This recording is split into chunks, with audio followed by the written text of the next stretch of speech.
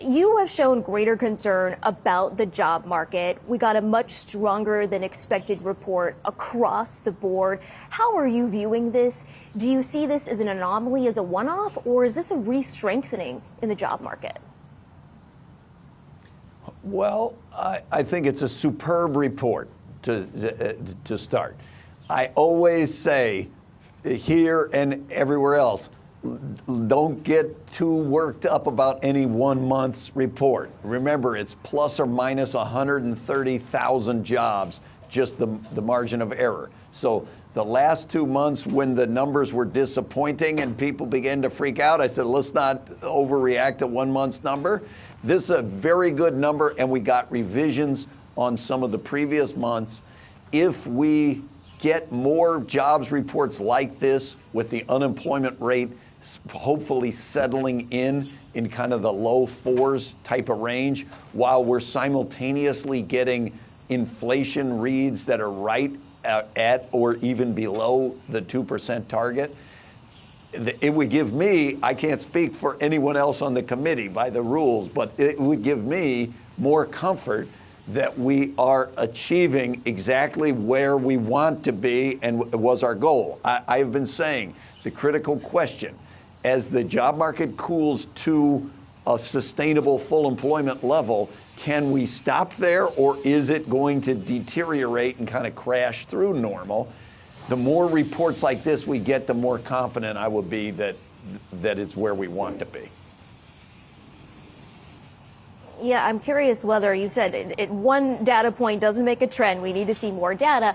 But does this ease your concerns that you had about the cooling job market? And at the same time, we did hear Fed Chair Powell say that the job market doesn't seem to be creating upside for inflation at this point. But given the strength that we saw, does that put inflation or re-elevate it back on par with risks to the job market, in your view? What I heard Chair Powell say at the press conference, I thought was almost exactly that there are balanced risks on both sides of the mandate now, both inflation and unemployment that we're going to look at, where for a year and a half plus, it's been almost exclusively about fighting inflation and getting inflation down. And that message that Chair Powell gave, I think is wise and exactly the way we should think about this in this circumstance. If GDP growth is coming in as strong as what some of the forecasts are saying, and if the unemployment rate and the jobs numbers keep coming in like what we saw for this 1 month, I think we would have a lot of confidence that the growth/recession risks had lessened. As long as you've got inflation numbers coming in at or below the target and inflation expectations are at 2% or even below 2%, I don't think that the risk is as high on that side of the ledger either. That would probably make you start thinking, is the productivity growth rate surge that we've seen in the last year and a half going to be more sustained? And if so, pretty much only good things come from that. Austan, you said that rates need to come down by, quote, a lot. Given today's data, of course, depending on the path forward, the fact that you cut by 50 basis points last policy meeting, does this change the calculus for you as you look ahead for the rate cutting path? Well, remember my statement that rates would come down a lot over the next 18 months, that we've got inflation coming in where we want it, at or around the 2% target, that we got the unemployment rate at 4.2, now 4.1%, at or around the level we think is sustainable full employment. If you could freeze the picture right there, you would put it in a frame and hang it on the wall. And that if the rates are well above what people think is neutral, where they're going to settle, then if they're that high for too long, you're going to have to start worrying about the other sides of the mandate, that you can't freeze it in that frame if you're very far above neutral. And if you look at the SEP dot plot, you see that the broad expanse of the committee believes that the ultimate settling point of rates is well below where we are right now. I don't think that calculus changes. It's still it's the through line. It's not about what's the first cut, how big is it, 25, 50, 0 of individual meetings. It's if you look at the end of 2025, do you think we're still going to be in the spot where we are now? And I think we're going to be a fair bit lower if conditions continue like this.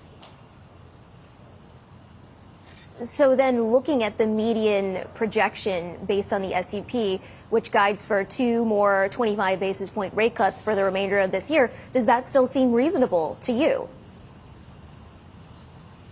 You know, I don't like tying our hands or committing to specific rate changes at the next meeting or the meeting after that, because we're going to get a bunch more data before those meetings, and because I'm going to go sit down and hear what my colleagues have to say.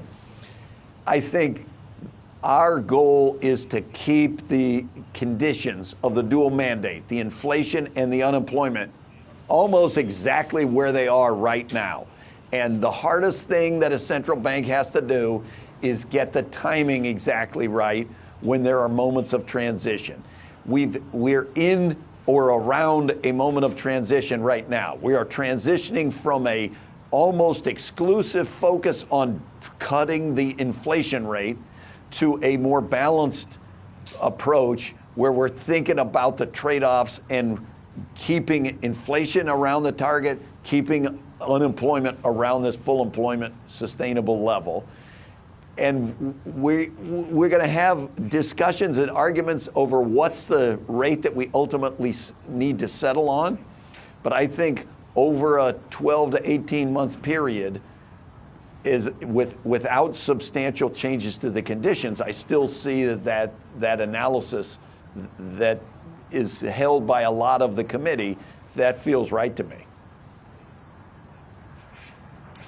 Where do you see neutral right now, Austan, and how quickly do you think that you need to get there?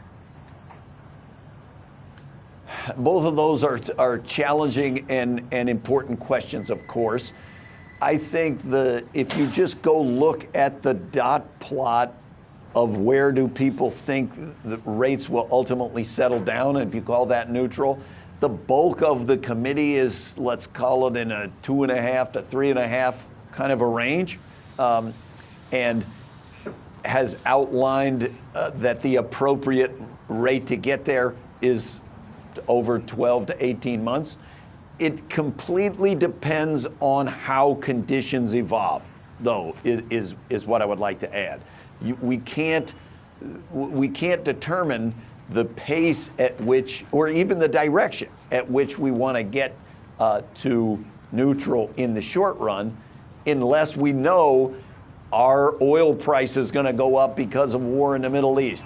It looks now like there's not going to be a strike among the longshoremen and the dock workers, but external shocks like that have derailed many a soft landing in previous times, and we've got to be attuned to all of those conditions before we can answer that.